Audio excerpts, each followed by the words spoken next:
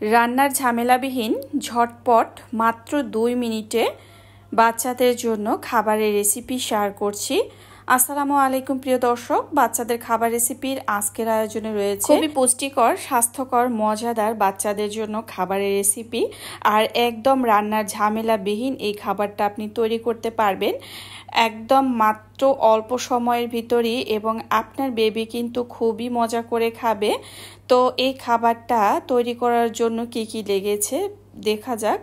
তো প্রথমেই এখানে আমি একটা বাটিতে পরিমাণ মতো কিছু ভাত নিয়েছি। আমি এখানে রান্না করা ভাতটাই ব্যবহার করছি। আপনারা আপনার বাসায় যে চালের ভাত খান সেখান থেকেই নিতে পারেন। ভাত যখন রান্না করবেন তারপরে যখন গরম ভাত থাকবে সেখান থেকে ভাত নিয়ে সামান্য পরিমাণে একটু লবণ দিয়ে ভাতটা প্রথমে মাখিয়ে নেবেন। এর পরবর্তী সময়ে আপনি আপনার বাচ্চার খাবারে দুধ জাল করে আগে আলাদা করে রেখে দিবেন। দুধ দিয়ে কিন্তু আপনি ভাতটা খুবই ভালোভাবে মাখিয়ে নিতে পারবেন। আর অবশ্যই বাচ্চার খাবারটা যখন হাত দিয়ে মাখাবেন সেক্ষেত্রে ভাতটা ভালো করে পরিষ্কার করে ধুয়ে নেবেন।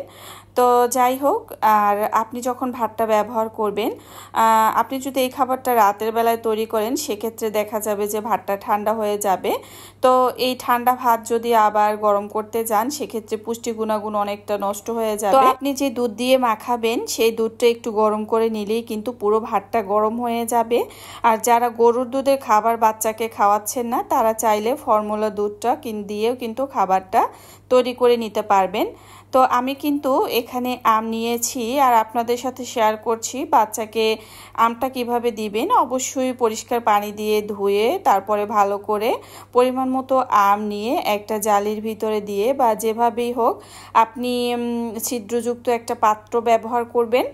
এরপরে আপনি ক্রমাগত একটা এইভাবে নাড়াচাড়া দিয়ে তারপরে কিন্তু আমের যে পিউরিটা বের করবেন এবং আমের আঁশগুলো আলাদা করে ফেলবেন। যে এই টিপসটা কিন্তু আসলে একেবারে ছোট বাচ্চাদের জন্য, যারা দেখা যায় দাঁত ওঠেনি বা অল্প 2-1টা দাঁত উঠেছে তাদের জন্য, যেহেতু ওরা ছোট বাচ্চা খাওয়ার সময় গলাতে আটকে যেতে পারে, এই কারণে আমের আঁশগুলো আলাদা করে রেখে তারপরে কিন্তু বাচ্চার জন্য খাবারে মিশিয়ে খাওয়াতে পারেন।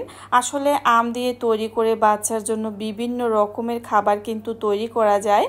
আর আমার এই চ্যানেলে কিন্তু বেশ কয়েকটা আমের রেসিপিও রয়েছে কিভাবে রান্না করা যায়। তো সামনে আরও কিছু রেসিপি শেয়ার করব। বাচ্চাদের জন্য বিভিন্ন রকমের খাবার তৈরি করে শেয়ার করতে আমার ভীষণ ভালো লাগে, বিশেষ করে বাচ্চার মায়েরা তো খুবই উপকৃত হয়। আর এই তো আমের পিউরিটা কিন্তু করা হয়ে গিয়েছে আর খুব সুন্দরভাবে কিন্তু আমি ভাত যে ভালোভাবে চটকে নিয়েছি তার সাথে মিশিয়ে দিচ্ছি পাকা আম। তো বাচ্চা থেকে বুড়ো সবার জন্য খুবই উপকারী একটা ফল।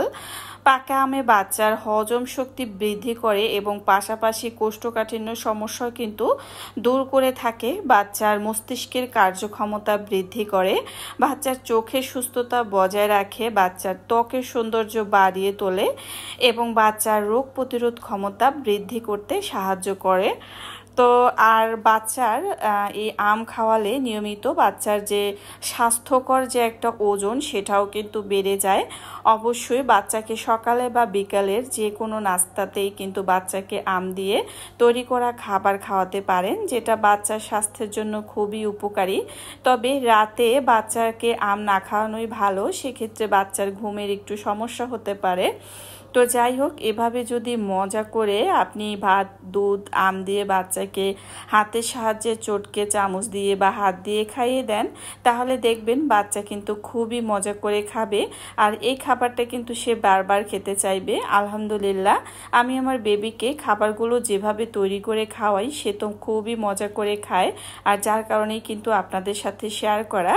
তো আশা করি এই ঝটপট বাচ্চাদের খাবার তৈরি আপনাদের ভালো লেগেছে। এতক্ষণ সাথে থাকার জন্য অসংখ্য ধন্যবাদ।